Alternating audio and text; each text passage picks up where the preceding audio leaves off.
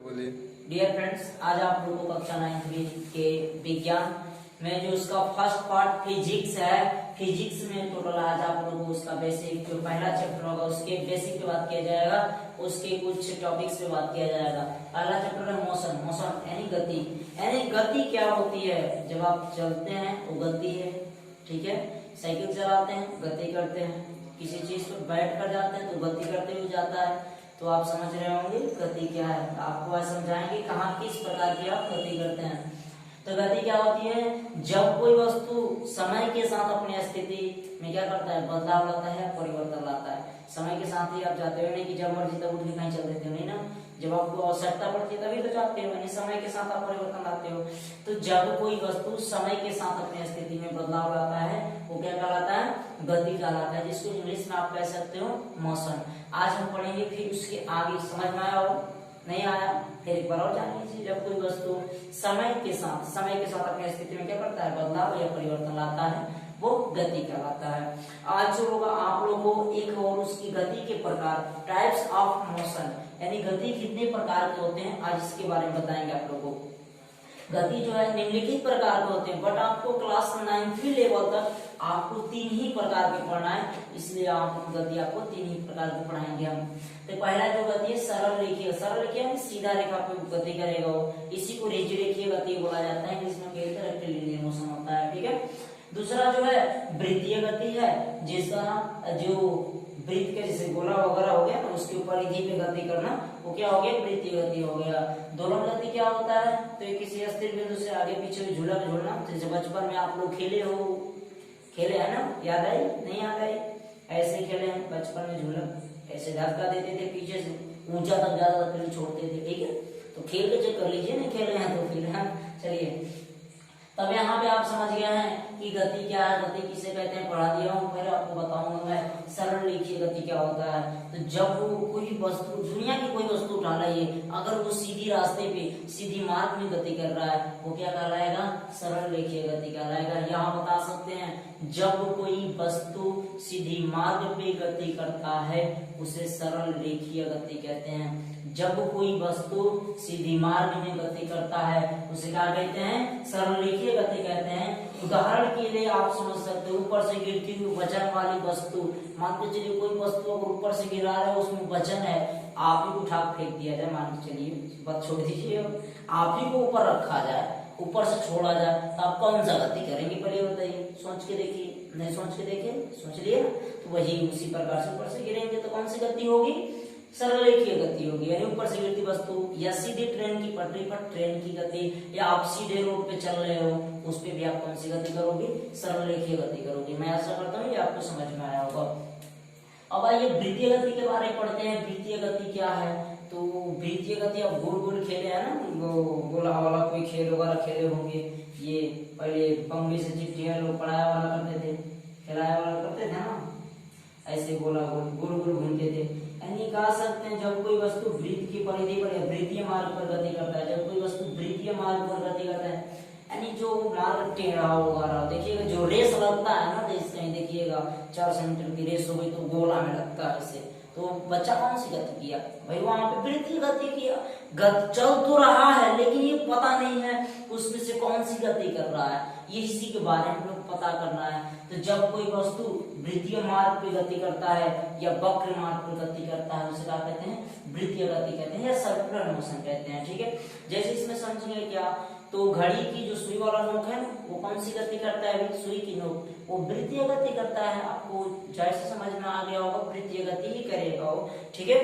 तो चलिए ये समझ में आ गया होगा आपको वृत्तीय गति कैसे। जब कोई वस्तु किसी वृत्तीय मार्ग पे गति करता है तो उसे हम वृत्तीय गति कहते हैं, ठीक है। अब समझते हैं जो आगे दोलन गति, ऑसिलेटरी मोशन क्या होता है, दोलन गति क्या होता है। तो आप मान के चलिए झूला खेले हो, कोई भी झूला, कोई वस्तु ले लो, यहाँ से आगे पीछे, मान के चलिए इसी को हम पकड़ लिए, तो कौन सी गति कर रहा है? स्थिर बिंदु तो ये हो गई, ये आगे पीछे क्या कर रहा है? गति कर रहा है। तो बता सकते हैं यहाँ पे, जब कोई वस्तु किसी स्थिर बिंदु से आगे पीछे होता है, किसी स्थिर बिंदु से आगे पीछे होता है, वो कौन सा गति करता है? कौन सा गति? सो गया दोलन गति। कौन सी गति? दोलन गति। सोया मत कीजिए, ध्यान से पढ़िए तभी मजा आएगा, तो इससे इंटरेस्ट वगैरह कुछ नहीं मिलेगा। तो दोलन गति जब कोई वस्तु किसी स्थिर बिंदु से आगे पीछे होता है उसे क्या कहते हैं, दोलन गति कहते हैं। इसे झूले की गति, झूला कहीं बांध दिया जाता है, उसके बाद बच्चे को झूलाया जाता है। देखिए हमने ना बच्चे वाला, देखिए बच्चों को ऐसे छोटा वाला आता है, इसी आकार का होता है, तो उसमें बच्चे को बीच में बांध दिया जाता है। बच्चों को नहीं बांधा जाता, तो उसको रख दिया जाता है कपड़े वगैरह में, उसको ऐसे घुमाया जाता है। नहीं, आप भी बचपन में होंगे तो खेले होंगे, ठीक है, तो नहीं खेले होंगे तो खेल लीजिएगा अभी भी बड़े होकर के। तो आज जो होगा इस हिसाब से होगा, इसके आगे अभी मैं उम्मीद करता हूँ समझ में आया होगा।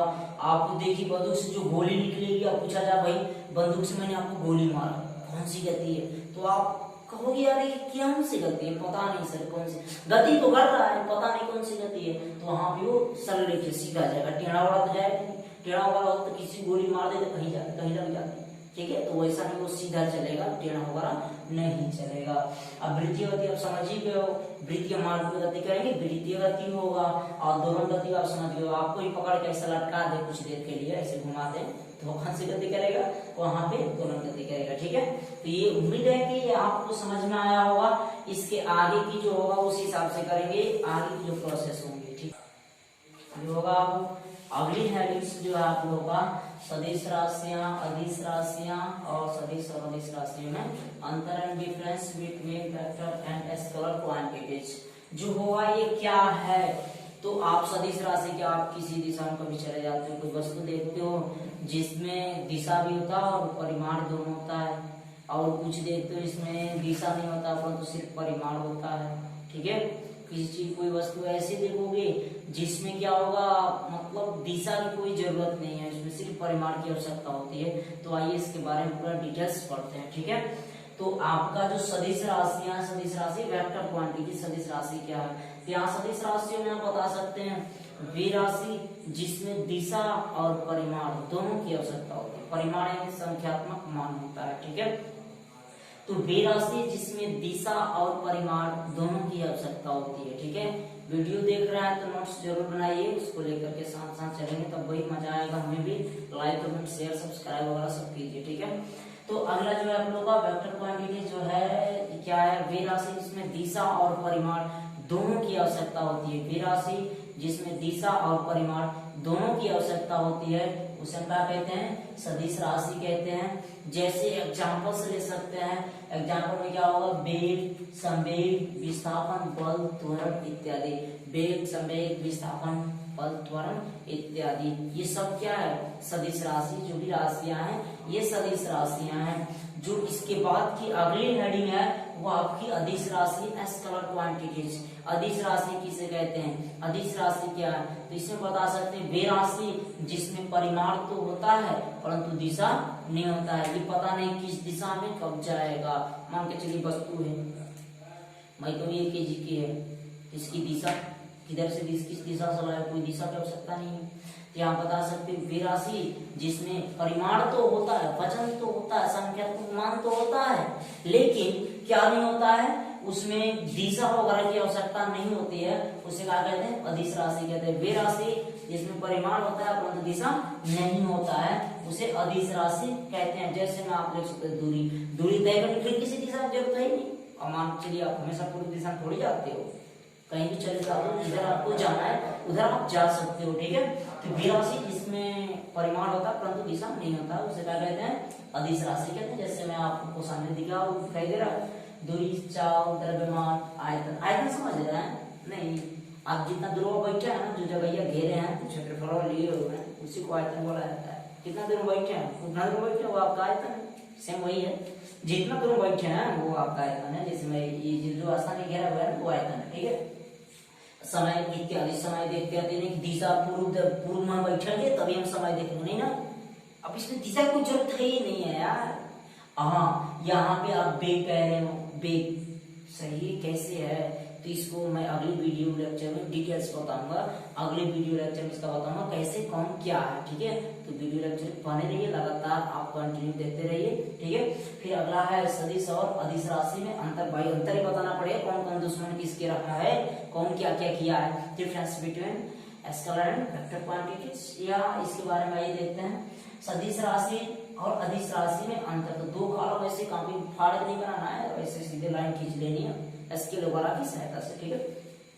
तो यहाँ पे सदिश राशि और अदिश राशि में डिफरेंट क्या हो सकती है, तो यहाँ पे आप इसमें बता सकते हैं ये भी कुछ घटना किया, ये कहा चल भाई दोनों में हुई लड़ाई, बम्पर हुई लड़ाई, तो वही देखते हैं कैसे हुई लड़ाई। पेन कॉपी तो तैयार है ना, तैयार रहिएगा। तो यहाँ पे इसमें दिशा की आवश्यकता होती है, इसमें दिशा होती है, लिख सकते हैं इसमें दिशा, इसमें दिशा होती है,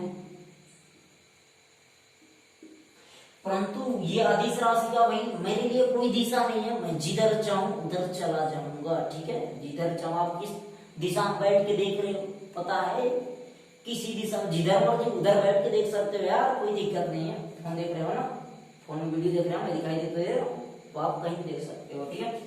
और जो दूसरा है इसमें दिशा नहीं होता है, इसमें दिशा नहीं होता है, नहीं होता है, ये समझ में आया होगा आपको। जो दूसरा है, अब ये कहा भाई जो मेरे अंदर है वो तेरे अंदर है, जो मेरे अंदर है वो तेरे अंदर है, यानी दोनों मिलते जुलते हैं, क्या बता सकते हैं, इसमें परिमाण होता है, इसमें परिमाण होता है, परिमाण होता है। ये कहा चल तेरे में परिमाण होता है, तो क्या है मेरे में भी परिमाण होता है, तो इसमें भी परिमाण होता है, ठीक है।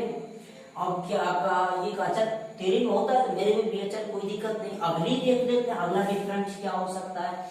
जो तीसरा डिफरेंस है उत्तम मजा वाली चीज है, ये कहा चल मेरे ऊपर कैप होता है, मतलब मेरे ऊपर एरो का चिन्ह दिखाया जाता है, और इसका चल भाई मेरे ऊपर नहीं दिखाया जाता है, कोई दिक्कत नहीं, मैं वैसे लूंगा। तो ये कहा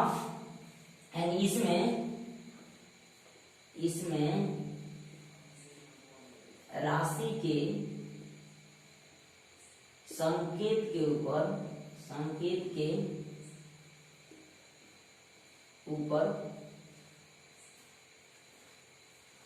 तीर का निशान दिखाया जाता है।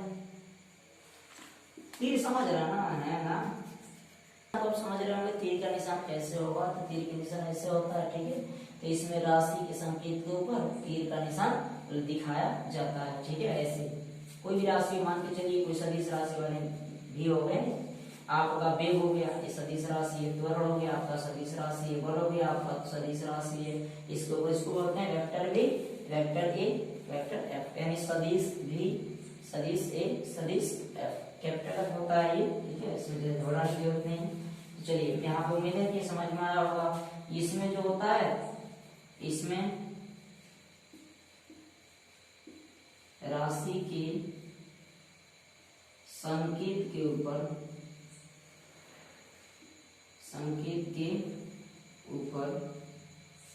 तीर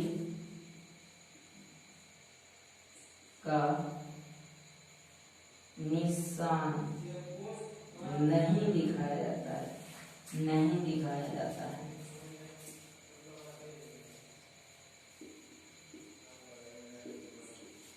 ठीक है, मैं उम्मीद करता हूँ ये आपको इस टोटल वीडियो समझ में आई होगी, और जहां समझ में ना आए उसको आप जरूर कमेंट करें, उस पर फिर मैं आगे की बातें करूंगा। मैं उम्मीद करता हूँ कि पूरी वीडियो आपको समझ में आई होगी। अब मैं भी मेहनत कर रहा हूँ तो आप भी मिलजुल कर मेहनत करेंगे, अब बस आप लोग का प्रेम व्यवहार बने रहे। तो आज जो होगा मेरे, अगर वीडियो लेक्चर को देखें समझ में आया हो तो शेयर, लाइक, कमेंट वगैरह जरूर करें, ठीक है। अगर आप मेरे, सबसे बड़ी चीज है कि आप मेरे चैनल को सब्सक्राइब नहीं किया है तो सब्सक्राइब कर लें, क्योंकि सब्सक्राइब करने से मैं जो भी वीडियो अपलोड करूंगा उसका हर नोटिफिकेशन आपके पास पहुंचता रहेगा, इसलिए मेरे चैनल को सब्सक्राइब जरूर करें। ये क्लास 9th का रहा, विज्ञान का पार्ट 1 रहा। मैं पार्ट 2 में जो होगा इससे अधिक वीडियो बहुत बेहतरीन पढ़ाऊंगा, ठीक है। इसमें मैं उम्मीद किया हूँ समझ में आया है, तो इसको शेयर वगैरह जरूर करें, ताकि शेयर करेंगे तभी तो इधर चिंगारी छिटेगी, तो मैं और बेहतर पढ़ाऊंगा, ठीक है। तो आज के लिए इतना ही, okay, bye bye, tata, take care.